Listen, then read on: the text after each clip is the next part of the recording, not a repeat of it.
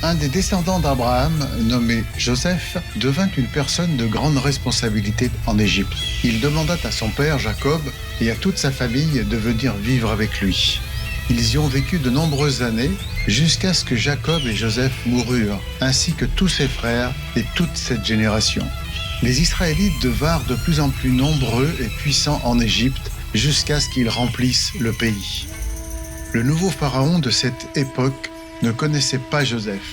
Il était si effrayé par le nombre croissant d'Israélites qu'il dit à son peuple : « Il faut que nous trouvions un bon moyen pour empêcher les Israélites de grandir. Sinon, s'il y a une guerre, ils pourront s'unir à nos ennemis et ils lutteront contre nous et ils abandonneront notre pays. » Il a donc ordonné qu'on écrase le peuple d'Israël par des travaux forcés. Cependant, plus les Égyptiens ajoutaient à leur humiliation et les épuisaient, plus ils devenaient nombreux. Les Égyptiens eurent peur d'eux. Alors, ils les ont réduits en esclavage et ont été plus durs avec eux jusqu'à ce qu'ils soient complètement misérables.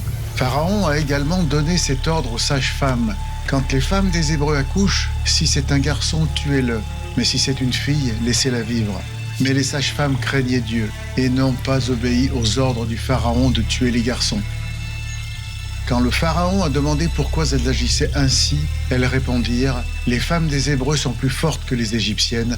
Avant que la sage-femme arrive, elles ont déjà accouché. » Le Pharaon ordonna donc à son peuple de jeter tous les garçons nés chez les Hébreux dans le Nil. Il y avait une femme israélite qui ne pouvait pas jeter son fils dans le Nil. Alors, elle l'a caché pendant 3 mois. Quand elle ne savait plus le cacher, elle le plaça dans un panier et le posa sur le Nil. La sœur de l'enfant resta un peu plus loin pour voir ce qui se passerait. La fille du Pharaon se baignait dans le Nil avec ses servantes. Elle aperçut le panier lorsqu'elle l'ouvrit et elle réalisa que le bébé était un Hébreu issu du peuple de Dieu. La sœur de l'enfant courut vers la princesse et dit : « Voulez-vous que je trouve une femme pour allaiter l'enfant ?» La princesse répondit : « Va. » La jeune fille a donc appelé sa mère, qui était la mère du bébé. La fille du Pharaon lui dit : « Prends ce bébé et allaite-le pour moi, je te paierai. » Et ça s'est passé comme ça. Lorsque l'enfant grandit, sa mère l'a ramené chez la fille du Pharaon qui l'a adopté et qui l'a appelé Moïse. Moïse a été élevé par elle dans le palais et il maîtrisait toute la science et la sagesse égyptienne. Un jour, Moïse rendit visite à son peuple et il aperçut un Égyptien en train de battre un Hébreu. Moïse frappa alors l'Égyptien, le tua et l'enterra dans le sable. Le lendemain, il trouva 2 Hébreux en conflit. Alors il leur dit : « Pourquoi est-ce que tu frappes ton frère ?» Alors l'un d'eux répondit : « Qui t'a nommé chef pour nous juger ? Est-ce que tu as l'intention de nous tuer comme tu as tué l'Égyptien hier ?» Moïse eut peur, car il réalisa que la nouvelle de son crime se propageait.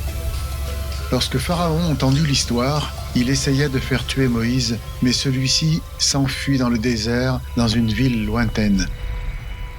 Il y rencontra un homme de Madian, épousa sa fille et travailla pour lui en tant que berger.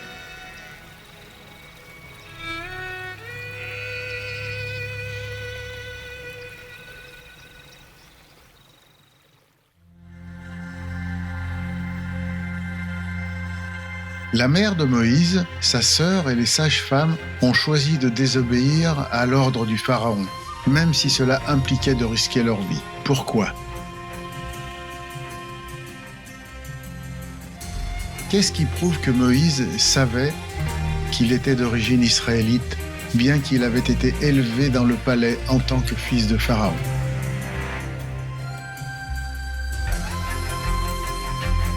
Un seul événement a complètement chamboulé la vie de Moïse. Et vous, quels événements ont bouleversé votre vie ?